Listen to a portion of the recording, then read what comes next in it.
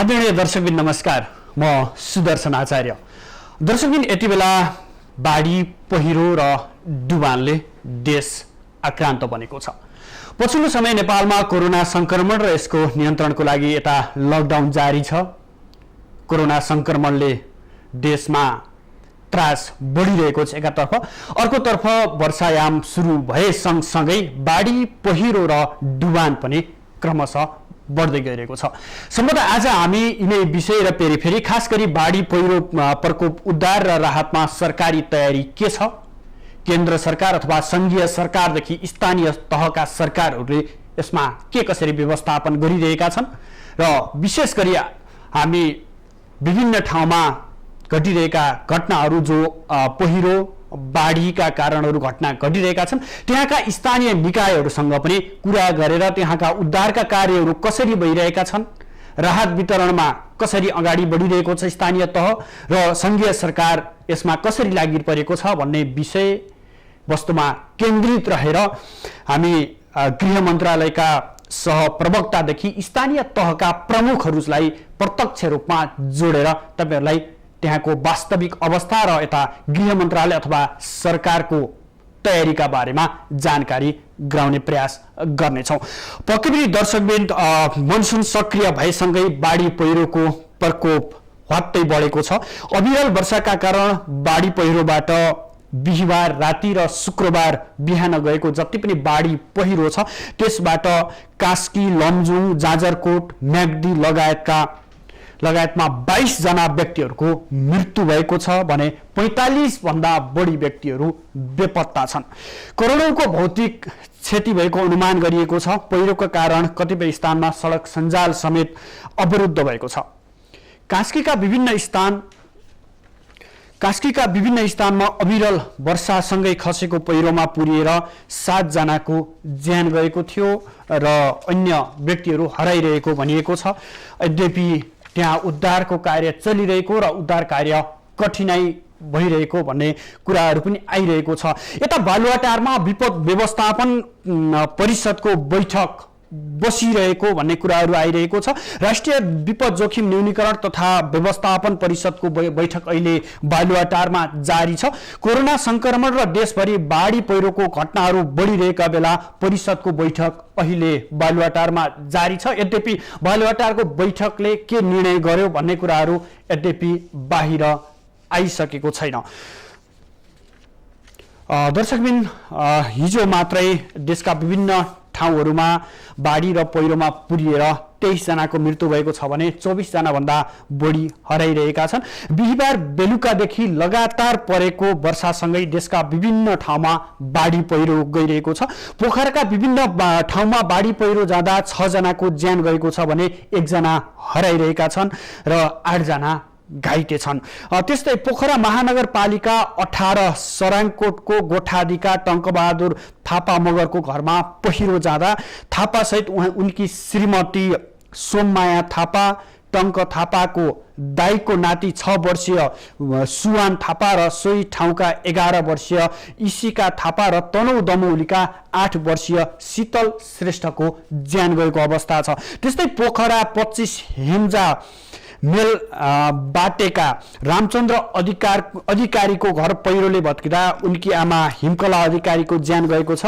त्यस्तै पोखरा 36 पैतेल डाँडामा दुर्गाबहादुर सुनारको घर भत्किँदा घरधनी सुनार हराइरहेको प्रहरीले जनाएको छ। त्यस्तै जाजरकोटको बारेकोट गाउँपालिका 4 सार्की टोलमा पहिरो खस्दा 1 जनाको ज्यान गइरहेको छ भने अन्य 11 जना हराइरहेको अवस्था छ र 11 जनाको खोजी कार्य जारी रहेको त्यहाँका स्थानीय जनप्रतिनिधिहरूले बताइरहेका छन्। पहिरोले गोपाल सार्की र कलु सार्कीको घर बगाउँदा पुरिएका 12 जना मध्ये 1 जनाको शव भेटिएको र अन्यको खोजी कार्य आज बिहानैदेखि चालु राखिएको भनेर भनिएको छ। यस्तै म्याग्दीमा बाढी र पहिरोको कारण 10 जनाको ज्यान गएको छ। दर्शकबिन, म्याग्दीमा बाढी र पहिरोमा पुरेर 10 जनाको ज्यान गएको र अन्य बेपत्ता भएको कुराहरू आइरहेका छन्। यद्यपि म्याग्दीको घटनालाई हेर्दा त्यहाँ जुन टोलमा पहिरो गएको छ जहाँ 10 जनाको शव फेला परेको छ र अन्य बेपत्ता भनिएको छ, त्यो स्थानमा पुग्न समेत कठिनाइ भएको र म्याग्दीको सदरमुकाम बेनीदेखि धेरै लामो दूरी पर्ने हुँदा त्यहाँ उद्धार कार्य कठिनाइ भएको। यद्यपि नेपाली सेना, नेपाल प्रहरी र सशस्त्रको टोली घटनास्थल पुगेको र घटना जुन ठाउँमा घटेको छ त्यो ठाउँमा पुग्नलाई चाहिँ असहज भएको, चारैतर्फबाट चाहिँ पहिरो गएको कारण घटनाको जुन गाउँ छ, जुन टोल छ त्यहाँ पुग्न नसकिएको भनेर आइरहेको छ। यता गुल्मीको काली गण्डकी गाउँपालिका वडा नम्बर 4 फुस्रेका यमबहादुर श्रीषको पनि पहिरोमा पुरिएर मृत्यु भएको छ। शुक्रबार बिहान खसेको पहिरोले उनको मृत्यु भएको भन्ने कुराहरू आइरहेको छ। यस्तै गरी बिहीबार सिन्धुपाल्चोकको 12 विषय नगरपालिका र भोटेकोशी गाउँपालिकामा बाढी र पहिरोमा बेपत्ता भएकाको खोजी कार्य अझै पनि जारी छ। त्यहाँ 21 जना हराइरहेका छन् भनिएको छ। यद्यपि कतिजनाको शव भेटियो भन्ने कुराहरू प्राप्त भइसकेको छैन। यता बेनी जोमसोम सडक खण्ड अन्तर्गत गलेश्वरको रघुगङ्गा खोलामाथिको पक्की पुल अथवा बेली ब्रिज बाढीले पूर्ण रूपमा क्षतिग्रस्त गरेको भनिएको छ। रघुगङ्गा गाउँपालिकाको वडा नम्बर 1, 2, 3, 4, 7 र 8 वडा नम्बरहरू चाहिँ र अन्नपूर्ण गाउँपालिकाको मुस्ताङ साथसाथै मुस्ताङसँग जोड्ने सिधा सम्बन्ध पनि विच्छेद भएको भनेर भनिएको छ। यसैबीच सोलुखुम्बुको थुनुङ दुधकोशी र सोताङ गाउँपालिका जोड्ने दिप्ली घाटमा निर्माण गरिएको बेली ब्रिज निर्माण सम्पन्न भएको 1 महिना नपुग्दै जोखिममा परेको भन्ने कुराहरू पनि आइरहेको छ। साथसाथै यता पूर्व पश्चिम राजमार्गमा पनि पहिरोले बेली ब्रिज बगाउँदा नवलपरासीको कावासोतीमा बेली ब्रिज बगाउँदा त्यहाँ पनि पूर्व पश्चिम राजमार्ग अवरुद्ध भएको भनेर कुराहरू आइरहेको छ। यसैगरी अविरल वर्षाका कारण विश्वकै ठुलो शालिग्राम रहेको क्षेत्र पर्वत स्याङ्जा र गुल्मीको सिमानामा पर्ने पर्वतको बिहादी गाउँपालिका वार्ड नम्बर 6 सेतीबेडीमा रहेको विश्वकै ठुलो शालिग्राम शिला पनि डुबानमा परेको छ।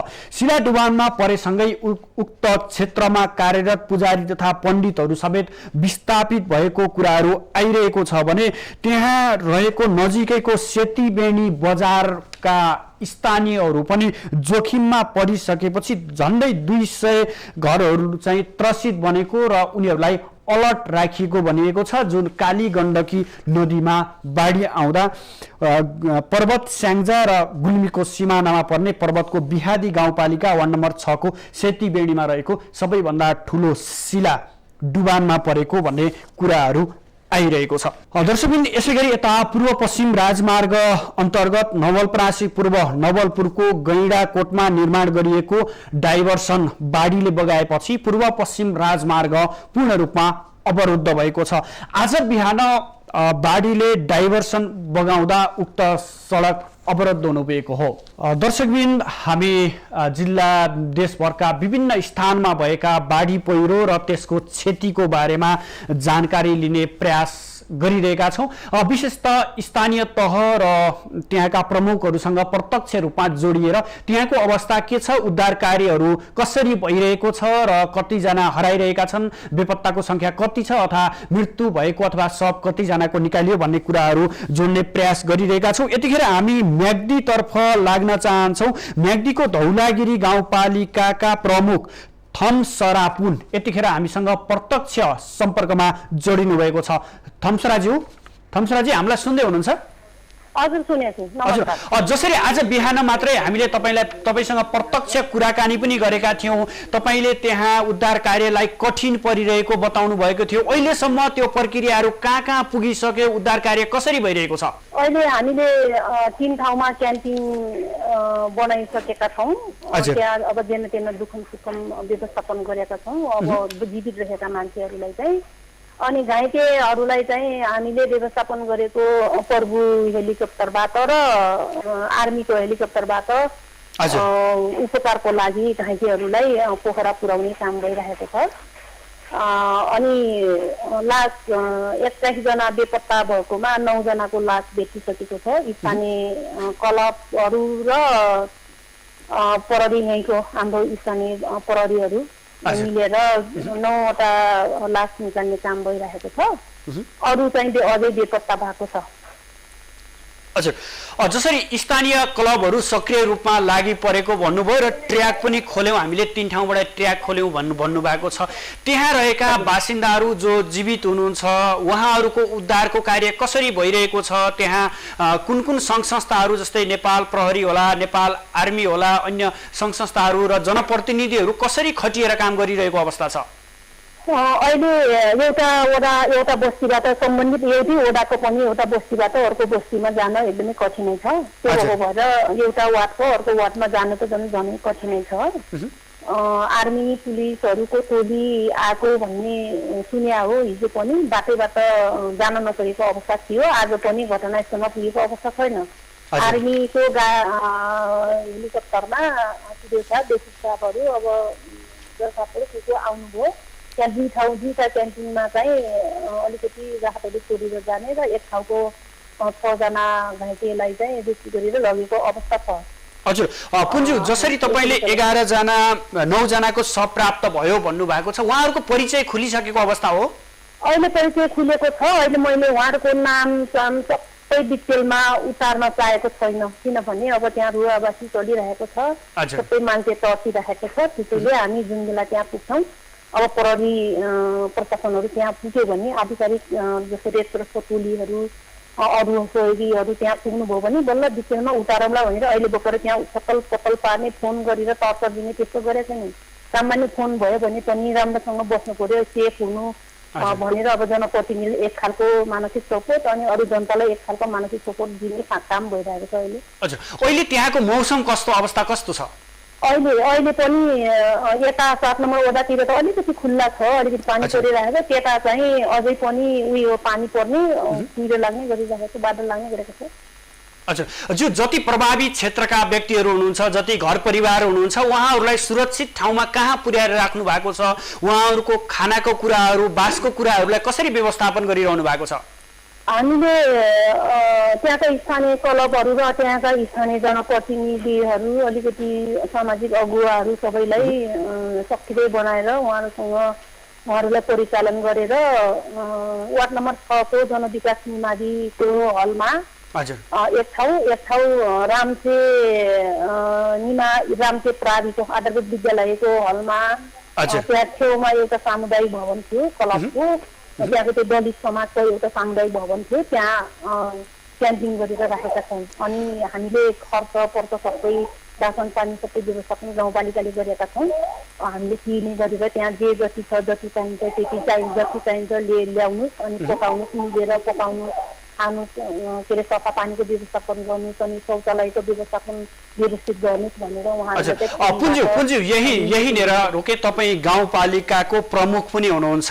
यो विपद व्यवस्थापन सम्बन्धित तयारीहरू कसरी गरिएको थियो? गाउँपालिकाले जुन ठाउँमा पहिरो गएको छ त्यसलाई तपाईँहरूले कसरी हेरिरहनु भएको थियो, अथवा सम्भावित पहिरो जोखिमको ठाउँ थियो या थिएन? त्यो अहिले जुन ठाउँमा पहिरो गयो यो नसोचेकै ठाउँबाट गएको थियो पहिरो। जस्तै अहिले मलाई हामीलाई फोन गरेर अध्यक्षबाट फोन गरेर सान्त्वना दिने, अब अलिकति मानसिक सपोर्ट गर्ने शुभचिन्तकहरूले गयो, अनावश्यक मोटरबाट खनेर मोटरबाटकै कारणले होला है त्यसरी गएको भनेर भन्नुहुन्छ। तर नसोचेकै ठाउँबाट अहिले कहिले नि पहिरो जाला जस्तो ठाउँै थिएन कि त्यता, सोचै नसोचेको ठाउँबाट पहिरो गइरहेको छ क्या। 4-5 ठाउँ ठ्याक्कै काँक्रा चिरिया जस्तो भएको छ क्या हाम्रो त्यो वडा नम्बर 6 ठाउँ। अनि त्यो साथसाथ 7 नम्बर वडा पनि कहिले नसोचेको यो यहाँ अब जस्तै वडा नम्बर 7कै कुरा गर्ने भने धौलागिरी गाउँपालिकाको 7वटै वडामा यदि भूकम्प आयो भने, बाढी पहिरो यस्ता भयो भने, यस्तो विपत्ति आइलग्यो भने सम्पूर्ण जनतालाई यो ठाउँमा लिएर सेभ गर्ने भन्दै त्यो ठाउँलाई देखाउँथ्यौँ। त्यही ठाउँ अहिले छेद विच्छेद भएको छ क्या वडा नम्बर 7 को पनि। यस्तो सोच्दै नसोचेको भएको छ क्या। तर अरू ठाउँ जस्तै पहिला पनि अलिकति बाढी गइराख्ने नदीले पतन गर्ने ठाउँतिर त हामीले तटबन्धन गर्ने त्यतातिर मान्छेलाई बस्न नदिने त्यो त गरिरहेको थियो नि हामीले। हजुर, यो समयमा जिल्ला विपद व्यवस्थापन समितिले तपाईँहरूसँग कसरी सहकार्य गरिरहेको छ र यो ठाउँको राहतको लागि भनेर गाउँपालिकाले के कुराहरू उपलब्ध गराएको छ?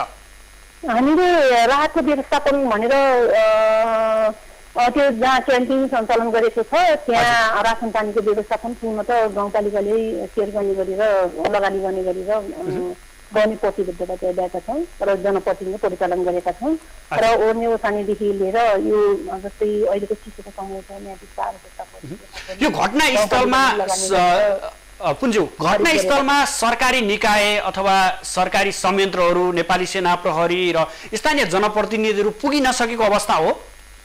अहिले टोलीकै रूपमा ठुलै टिमको रूपमा त्यहाँ पुगेको अवस्था होइन।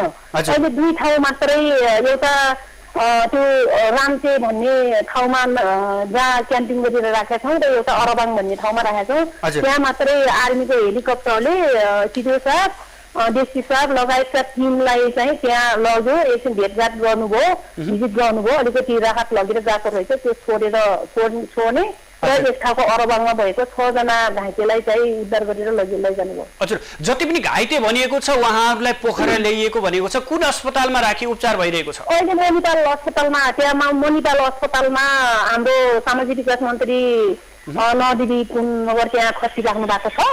उहाँकै समन्वयमा सबै काम भइरहेको छ। त्यहाँ हामीले मणिपाल अस्पतालमा रिफर गरेका छौँ। पहिला एकपटक त्यहाँ म्याग्दी हस्पिटलमा देखायौँ, तर अब सिधै मणिपालमा पुर्याउने भनेर फेरि उहाँ पुऱ्याएका छौँ हामीले। हुन्छ थम्सराज्यू, यहाँले महत्त्वपूर्ण समय दिनुभयो, यसको लागि धेरै धेरै धन्यवाद।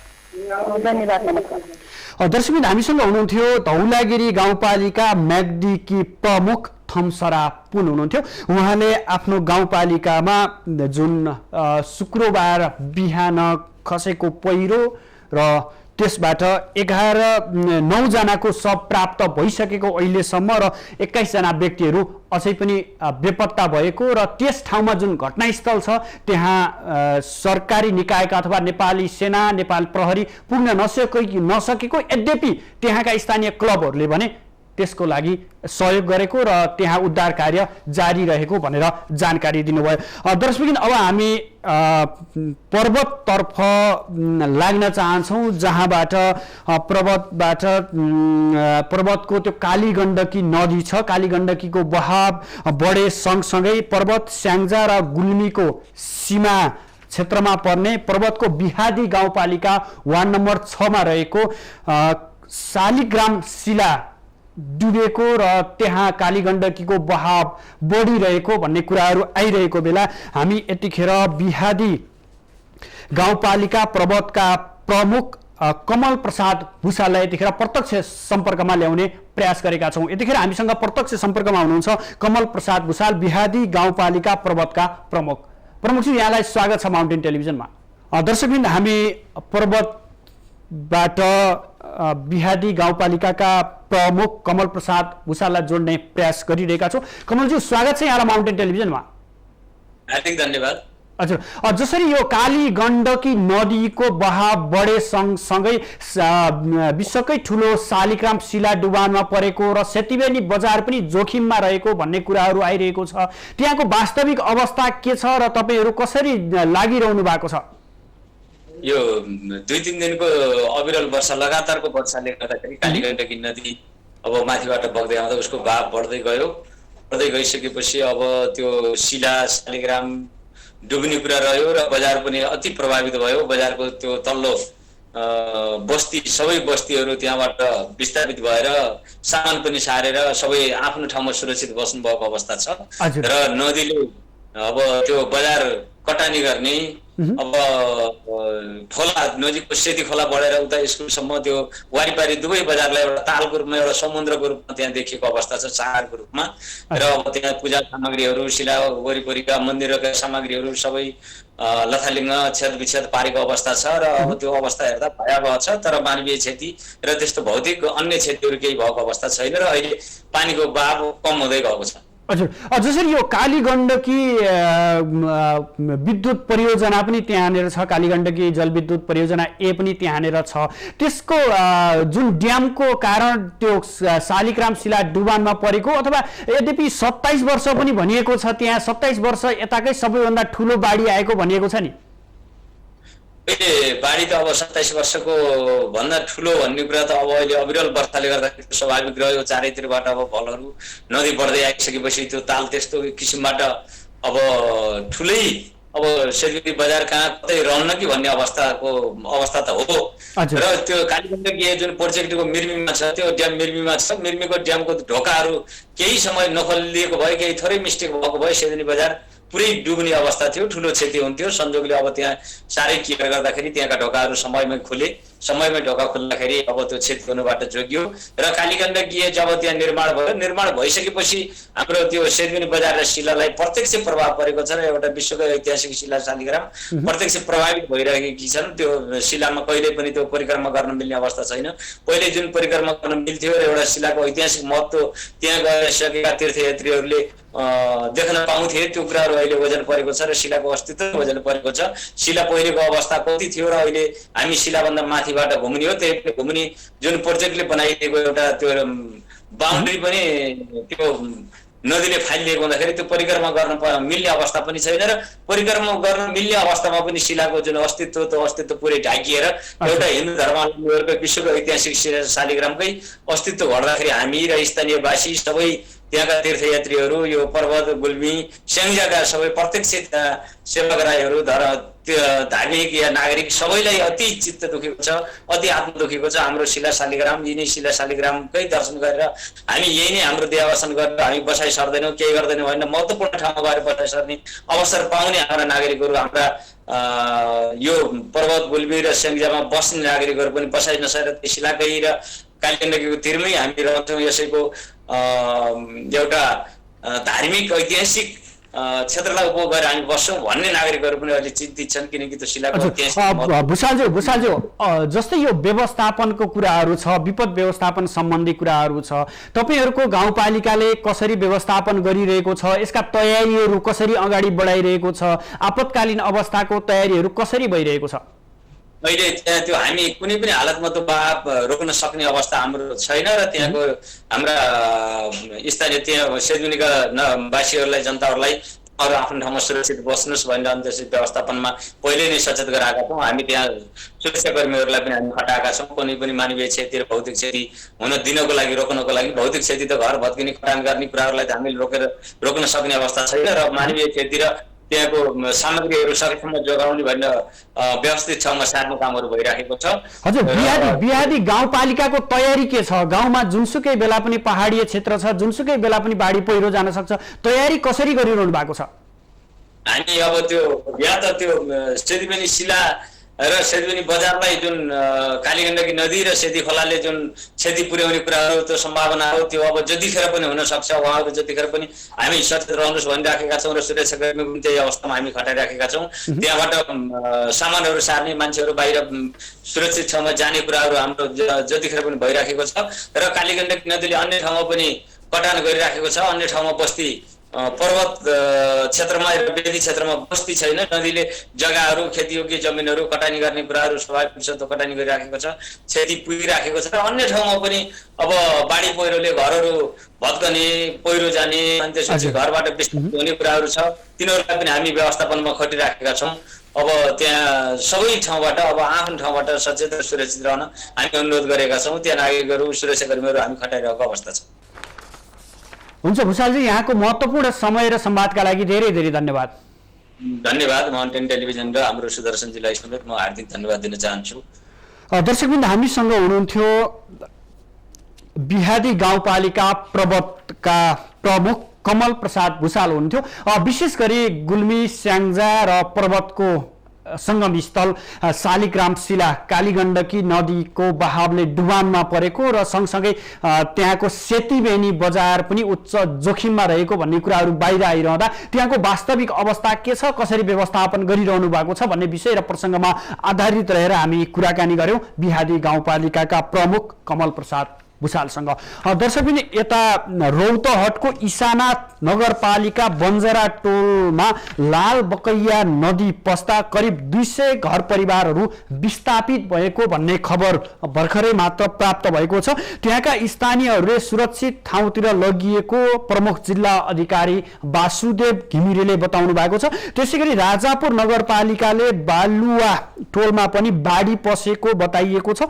बाढीले हताहतको अवस्था नआए पनि त्यहाँका स्थानीयहरू सुरक्षित स्थानतर्फ पुर्याइएको नगर प्रमुख शेख सकिलले जानकारी दिनुभएको भनेर हाम्रा रौतहट सहकर्मीले हामीलाई समाचार पठाउनु भएको छ। दर्शकबिन पक्कै पनि यता पूर्व पश्चिम राजमार्ग पनि अवरुद्ध छ। बिहानैदेखि नवलपरासी पूर्व नवलपुरको गैंडाकोटमा निर्माण गरिएको डाइभर्सन बाढीले बगाएपछि पूर्व पश्चिम राजमार्ग अवरुद्ध भएको छ र यद्यपि त्यो डाइभर्सन बनाउने काम जारी रहेको र केही बेरमै एकतर्फी भए पनि सवारी सञ्चालन गरिने भन्ने कुराहरू बाहिर आएको छ अथवा त्यहाँका स्थानीय जनप्रतिनिधिहरूले जानकारी गराउनु भएको छ। आज बिहान 4 बजेको समयमा जो बाढी आएको थियो र त्यो बाढीले गैंडाकोट 9 थुम्सीमा बनाइएको निर्माणाधीन रहेको डाइभर्सन भत्काएको भन्ने कुराहरू थियो। यद्यपि यता बालुवाटारमा पनि विपद व्यवस्थापन परिषद बैठक जारी रहेको भन्ने कुराहरू आइरहेको छ। राष्ट्रिय विपद जोखिम न्यूनीकरण तथा व्यवस्थापन परिषदको बैठक अहिले बालुवाटारमा जारी छ र देशभर बाढी पहिरोको घटनाहरू बढिरहेका बेला परिषदको बैठक बसिरहेको हो र बैठकले के निर्णय गर्छ अथवा के सम्भावित जोखिम कम गर्नको लागि निर्णयहरू के हुन्छन् भन्ने कुराहरू हामी तपाईहरुलाई पनि जानकारी गराउने पक्कै पनि जानकारी गराउने प्रयास गर्नेछौँ। दर्शकबिन यतिखेर देशभर नै बाढी पहिरो र डुबानका कुराहरू आइरहेका छ। विशेष गरी पहाडी क्षेत्रमा पहिरोको जोखिम उच्च छ भने तराई क्षेत्रमा डुबान छ। विगतका वर्षहरूमा पनि डुबान नहुने गरेका होइन, डुबान हुँदै आएको छ भने बाढी पहिरो पनि गइरहेको छ। यद्यपि यस वर्ष मनसुन अलि छिटो सक्रिय भएको र छिटो मनसुन सक्रिय भए सँगसँगै मनसुन पनि केही बढी मात्रामा अथवा धेरै मनसुन भइरहेकोले पनि यो विपदको अवस्था आइपरेको र यसले देशका विभिन्न ठाउँमा क्षति पुर्याइरहेको कुराहरू आइरहेका छन्। विशेष गरी पहाडी क्षेत्रमा निर्माण गरिएका सडक सञ्जालका कारण अधिकांश क्षेत्रमा पहिरोको जोखिम उच्च रहेको भन्ने कुराहरू पनि आइरहेको छ। विपद व्यवस्थापन समिति अथवा स्थानीय विपद व्यवस्थापन समितिहरूले पनि यो बताइरहेका छन्। जसरी हिउँदको समयमा डोजरले मोटर बाटोहरू निर्माण गरिने, एउटा इन्जिनियरिङ बिना एउटा वडा, एउटा समिति अथवा एउटा टोलको एकजना व्यक्ति अथवा समुदायको एउटा निगरानीमा बाटोहरू अथवा सडकहरू निर्माण गरिने, जसका कारण वर्षायाममा अथवा मनसुन सक्रिय भए सँगसँगै पहिरोका कुराहरू, बाढीका कुराहरू पनि बढ्ने गरेको र त्यहाँ थुप्रै जनधनको क्षति हुने गरेको भनेर बताइएको छ। यद्यपि तराईमा भने विभिन्न बाँधका कारण भारतीय क्षेत्रमा भारतीय सरकारले बनाएका बाँध र विभिन्न सडकहरूका कारण तराईका क्षेत्रहरू पनि डुबानमा पर्दै आइरहेका छन् र वर्षेनी जसो डुबानले नेपालको तराई क्षेत्र उत्प्रेरित भएको छ अथवा तराई क्षेत्रका बासिन्दाहरू डुबानका कारण प्रभावित भएका छन् अनि पहाडतिर पहिरो र यसको जोखिम चाहिँ बढिरहेको छ। दर्शकबिन पक्कै पनि मनसुन सक्रिय भएको छ। हामी उच्च सतर्कताका साथ बस्नुपर्ने अवस्था छ। विशेष गरी पहाडी क्षेत्रमा पहिरोको जोखिम छ भने तराईका क्षेत्रमा डुबानको जोखिम बढिरहेको छ। यो वर्षको मनसुन केही अघि सक्रिय भएको र मनसुन सक्रिय भए सँगसँगै घटनाहरू पनि वृद्धि भइरहेको छ। बिहिबार बेलुकादेखि परेको अथवा बिहिबारदेखि परेको अविरल वर्षाका कारण अहिलेसम्म 22 जनाको मृत्यु भएको छ। केवल बिहिबार राति अथवा बिहिबार बेलुकादेखि अहिलेसम्म पछिल्लो अपडेट अनुसार 22 जनाको मृत्यु भएको छ भने 45 जना भन्दा बढी व्यक्तिहरू बेपत्ता छन् र करोडौंको भौतिक क्षति भएको अनुमान गरिएको छ। साथै बाढी पहिरोको कारण कतिपय स्थानका सडक सञ्जालहरू समेत अवरुद्ध भएको छ। यता कास्की, लमजुङ, त्यस्तै गरी म्याग्दी, गुल्मी, जाजरकोट, लगायतका विभिन्न ठाउँहरूमा पहिरो गएको र पहिरोबाट जनधनको क्षति भइरहेको बताइएको छ भने अर्कोतर्फ तराईका क्षेत्रहरूमा डुबान बढिरहेको छ। अघि भर्खरै हामीले रौतहटको कुराहरू पनि तपाईँहरूलाई जानकारी गरायौँ। रौतहट डुबानमा परिसकेपछि त्यहाँका स्थानीय 200 घरधुरीभन्दा बढी व्यक्तिहरूलाई सुरक्षित स्थानतर्फ सारिएको भन्ने कुराहरू पनि आइरहेको छ। यता म्याग्दीको विशेष गरी म्याग्दीको धौलागिरी गाउँपालिका 6 मराङ र मालिका गाउँपालिका 7 बिमको पहिरोमा धेरै क्षति भएको भन्ने कुराहरू पनि आइरहेको छ। दर्शकबिन यतिखेर हामी सप्तरीतर्फ लाग्न चाहन्छौँ जहाँबाट हाम्रा सहकर्मी दिवाकर शाह यतिखेर प्रत्यक्ष सम्पर्कमा हुनुहुन्छ। दिवाकरजी सुनिरहेछु। हजुर, जसरी तपाईँले सप्तरीको प्रमुख जिल्ला अधिकारी शङ्कर हरि आचार्यसँग समन्वय गरेर त्यहाँका विभिन्न क्षेत्रमा भएको यो डुबानका कुराहरूमा अवलोकन गर्न निस्किने र त्यहाँको अवलोकन गर्ने भनिएको थियो, त्यहाँको अवस्था कस्तो छ र तपाईँहरूले अवलोकनका क्रममा के पाउनुभयो? यहाँ चाहिँ खास गरी यो डलबा हनुमाननगर कङ्कानी नगरपालिकाका अधिकांश भागहरू चाहिँ पानीको स्तर बढेको छ र आधी गाउँ नै डुबानको खतरामा भइसकेको छ। अब यहाँ कोसीको पानी जुन छ हामीले आज बिहानै कोसी ब्यारेज पुगेका थियौँ र कोसी ब्यारेजबाट चाहिँ हामीले जानकारी पाए अनुसार 56वटा ढोका मध्ये 36वटा ढोका खोलेको छ र 2,61,315 क्युसेक पानीको बहाव छ अहिलेलाई। र मौसम विभागले जुन 3 दिनको हाई अलर्ट पनि जारी गरेको हामीले कोशी कन्ट्रोल रुमबाट हामीले जानकारी पाएका छौँ र अहिले सुरक्षा निकायका सम्पूर्ण अङ्गहरू यहाँका हनुमाननगर कङ्काली नगरपालिकाका मेयर शैलेश शाह र लगायतका सम्पूर्ण सुरक्षा युनिटहरू अहिले अनुगमन गर्न निस्किएका छन् र अनुगमनकै क्रममा छौँ। हामी यो बोर्डरतिर आएका छौँ। बोर्डरमा आएको कारणले अलिकति नेटवर्क प्रब्लम पनि भइरहेको छ र हामी अहिले अनुगमनकै क्रममा छौँ र सीमा क्षेत्रमा पुगेका छौँ भन्नुभएको छ। त्यहाँ सीमा क्षेत्रमा के कस्तो व्यवस्था छ? त्यहाँका नागरिकहरू डुबानमा परेको अवस्था छ या छैन, अथवा उद्धार कार्यहरू कसरी भइरहेको छ, अथवा अलर्ट गर्ने काम चाहिँ प्रशासनले कसरी गरिरहेको छ?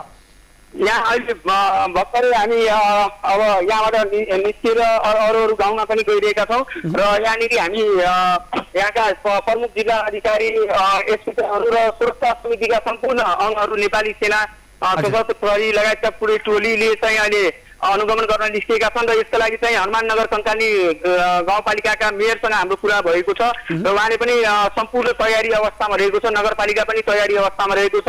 यहाँको विपद व्यवस्थापन समिति पनि तयारी अवस्थामा रहेको हामीले जानकारी पाएका छौँ। हजुर, तपाईँले विपद व्यवस्थापन समितिसँग अथवा त्यहाँको प्रमुख जिल्ला अधिकारीसँगको कुराकानीमा के पाउनुभयो? के तयारी गरिरहेको छ? जस्तो वर्षौँदेखि बाढीको पीडामा छ तराई, यद्यपि जब बाढीको मौसम सुरु हुन्छ तब मात्र केही सक्रियता पनि मात्रै देखिन्छ, अघि पछि त्यहाँनिर केही देखिँदैन। अहिले कसरी गरिएको छ? अधिकांश भूभागहरू डुबानमा पर्छ। यसको चाहिँ मुख्य कारण जुन भारतीय पक्षले जुन कोशीमा च्यानल खनेको छ, गत वर्ष जुन च्यानल खनिएको थियो उक्त च्यानल खनेपछि कोशीको मुहान चाहिँ यता हनुमाननगर कङ्कानी गाउँपालिकातिर फर्केका छन्, जसका कारण तिलाठी कोइलाडी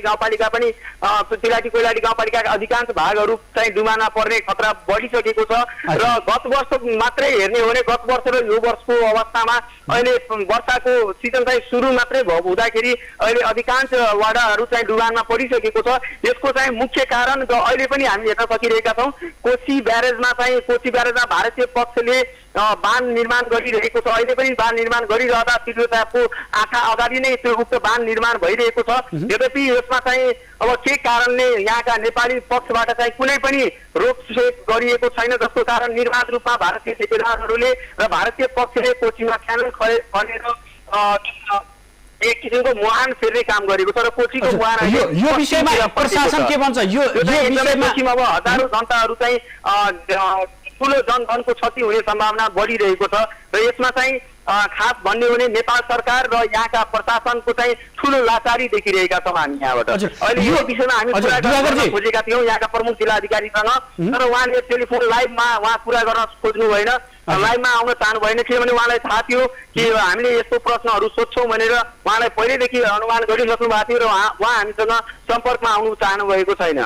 हजुर दिवाकरजी यद्यपि हामी पनि शङ्कर हरि आचार्यलाई सम्पर्क गर्न खोजेका थियौँ यद्यपि उहाँ हामीले स्टुडियोबाट पनि बोल्न चाहनु भएन र तपाईँसँग सम्पर्क गर्ने भनेर हामीले उहाँलाई तपाईँको सम्पर्कमा जोड्ने प्रयास गरिरहेका थियौँ के छ तयारी के छ विपद व्यवस्थापन समितिले कसरी तयारी गरेको छ जिल्लामा अब यहाँ जिल्लामा खासमा भन्ने हो भने तयारी भनेको हरेक वर्ष यो बाढी आउँछ यसको चाहिँ ठोस निराकरण निकाल्न सकेको छैन यसको ठोस समाधान निकाल्न सकेको छैन हरेक वर्ष अब बाढी आएपछि उहाँहरूलाई तिरपाल बाँट्ने चिउरा बाँट्ने भुजा बाँट्ने यस्तो किसिमको काम मात्रै भइरहेको छ जुन हरेक वर्ष सबैले थाहा छ हरेक वर्ष तराईका अधिकांश भूभागहरू डुबान पर्ने गरेको छ र यसमा चाहिँ ठोस निर्णय सरकार न त सरकारले न त स्थानीय प्रशासनले गरिरहेको छ भने भारतीय पक्षले चाहिँ एकदम तदारुकताका साथ च्यानलहरू खन्ने बाँधहरू निर्माण गर्ने भारतीय पक्षले चाहिँ निर्वाध रूपमा आफ्नो कामहरू गरिरहेको हामीले हेरिरहेका छौँ प्रत्यक्ष रूपमा देख्न सकिरहेका छौँ यसमा चाहिँ खासमा भन्ने हो भने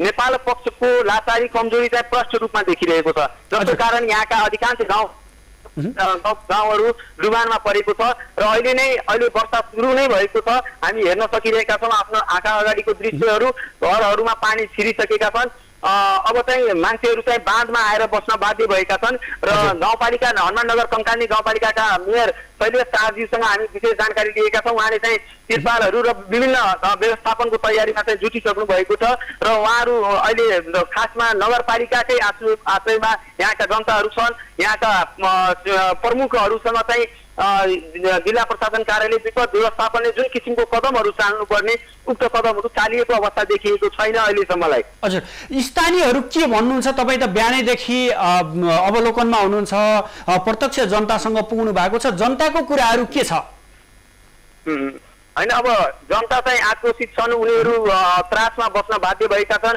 कति बेला त्यो कोसीको पानीले चाहिँ यो बाँध टुट्छ र गाउँमा पानी छिरिसकेपछि के हुन्छ भन्न सकिने अवस्था छैन र हामी ठाउँ ठाउँमा स्थानीयहरूसँग सोधेका छौँ उहाँहरूले चाहिँ भारतीय पक्षले जुन च्यानलहरू खन्छ जुन बाँध निर्माण गर्छ उक्त कार्यको विरोध गरे पनि स्थानीय प्रशासन चाहिँ यहाँका जनतालाई चाहिँ साथ दिनुभन्दा ती ठेकेदारहरूलाई साथ दिएका छन् हजुर अहिले त्यहाँको मौसम कस्तो छ कोसीको बहाव बढ्ने क्रममा छ या छैन एकदमै कोसीको मुहान चाहिँ यता नेपालतिर फर्काइएको छ आज बिहान हामी कोसी ब्यारेज पुगेका थियौँ उक्त कोसी ब्यारेजमा पुग्दाखेरि 56वटा ढोका मध्ये 36वटा ढोका खुल्ला रहेको छ भनेर हामीलाई कोसी कन्ट्रोल रुमका सुपरभाइजरले हामीले जानकारी गराएका छन् र त्यहाँ मुरली सिंह त्यहाँका सुपरभाइजरले कोसीको 56वटा ढोका खोलेको छ भने अधिकांश ढोकाहरू नेपालतिरका ढोकाहरू खुलेको छन् पश्चिमतिरका ढोकाहरू खोलेका छन् एउटा पनि ढोका पूर्वतिरका ढोका खोलिएका छैन त्यसको कारणले पानीहरू चाहिँ नेपालतिर आउने र नेपालका गाउँहरू डुबान खतरा भएको छ उक्त पूर्वतिरको ढोका खोल्दा भारतीय पक्षहरू भारतका गाउँहरूमा पानी जाने खतरा रहेकोले कन्ट्रोल रुममा भारतीय एक किसिमको पक्षपात चाहिँ हामी प्रष्ट रूपमा देख्न सक्यौँ हामीलाई कन्ट्रोल रुममा पनि प्रवेश निषेध गरेको थियो नेपाली मिडियालाई चाहिँ कन्ट्रोल रुममा फुटेज दिन बन्द गरिएको छ प्रवेश निषेध गरेको छ अब यो एउटा ठुलो दुर्भाग्य पनि हो नेपालमै रहेको कोसी ब्यारेजमा चाहिँ नेपाली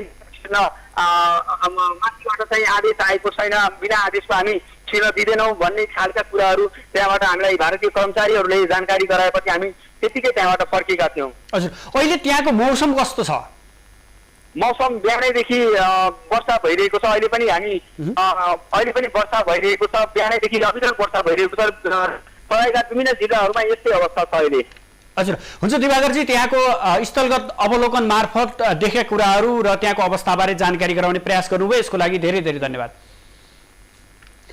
दर्शकवृन्द हामीसँग हुनुहुन्थ्यो हाम्रा सप्तरी सहकर्मी दिवाकर शाह यतिखेर तराईमा वर्षा भइरहेको छ र विशेष गरी कोसी ब्यारेजमा बहाव बढेको छ र 56वटा ढोका मध्ये 36वटा ढोका खोलिएको र तराईका विभिन्न जो सप्तरीका विभिन्न स्थानीय तहहरू र विशेष गरी भारतसँग सिमाना जोडिएका जिल्लाहरू अथवा त्यहाँका क्षेत्रहरूमा चाहिँ बाढी र डुबान चाहिँ भइरहेको र स्थानीयहरू सुरक्षित स्थानमा जाने क्रम र राज्य अथवा स्थानीय तहको सहयोग खोज्ने क्रम चाहिँ बढिरहेको भनेर जानकारी दिनुभयो दर्शक पक्कै पनि वर्षातको समय छ हामी सुरक्षित रहनुपर्ने छ र सुरक्षित रहँदै पनि विपदका कुराहरूमा हामी विपदलाई जितेर हामी अगाडि जान सक्दैनौँ। यद्यपि सुरक्षित रहनु र यसबाट जोगिनको लागि गर्नुपर्ने प्रयासहरू र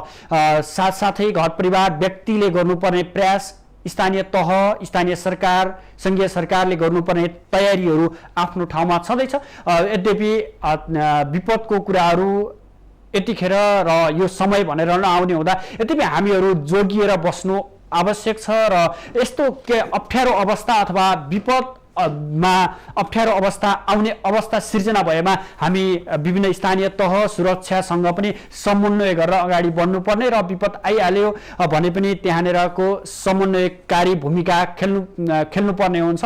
र अधिकांश नेपालका अधिकांश जिल्लाहरूमा अहिले वर्षा भइरहेको छ। अधिकांश स्थानहरूमा हल्कादेखि भारी वर्षा भइरहेको बताइएको छ। यद्यपि प्रदेश नम्बर 2 मा लगातार वर्षा भइरहेको र कोशीको ब्यारेजमा बहाव बढेको भन्ने कुराहरू पनि हाम्रा सहकर्मीहरूले जानकारी गराउनु भएको छ भने यद्यपि अन्य जिल्लाहरूमा पनि वर्षा भइरहेको छ। यदि पहाडी जिल्लाहरूमा बिहिबार रातिदेखि परेको वर्षा र त्यसको पहिरोको कारण गए मानवीय क्षतिहरू पनि भइरहेका छन्। विपदमा हराइरहेका व्यक्तिहरूको उद्धार कार्य पनि चलिरहेको छ भने विपदमा हराइरहेका र त्यहाँ जो अप्ठ्यारो अवस्थामा बसेका नागरिकहरूलाई पनि विभिन्न राहतका कुराहरू पनि अगाडि बढिरहेको भनेर हामीले विभिन्न स्थानीय तह र त्यहाँका अगुवा र स्थानीय प्रमुखहरूसँग सम्पर्क गरी त्यहाँको वास्तविक अवस्थाबारे जानकारी गराउने प्रयास गर्यौँ। दर्शकबिन आज समग्रमा हामी देशभरको मौसम अवस्था र कहाँ के भइरहेको छ, त्यहाँको व्यवस्थापन कसरी भइरहेको छ, बाढी प्रभावित क्षेत्र, पहिरो प्रभावित क्षेत्रमा उद्धार कार्य कसरी अगाडि बढाइएको छ र कसरी त्यहाँका स्थानीय प्रशासन, स्थानीय निकायहरू कसरी जुटिरहेका छन् भन्ने समग्र विषयवस्तुमा केन्द्रित रहेर हामी विभिन्न स्थानीय तहहरूसँग र विभिन्न सहकर्मीहरूसँग जोडिने प्रयास गर्यौँ। अहिले भने पालो भएको छ विश्रामको।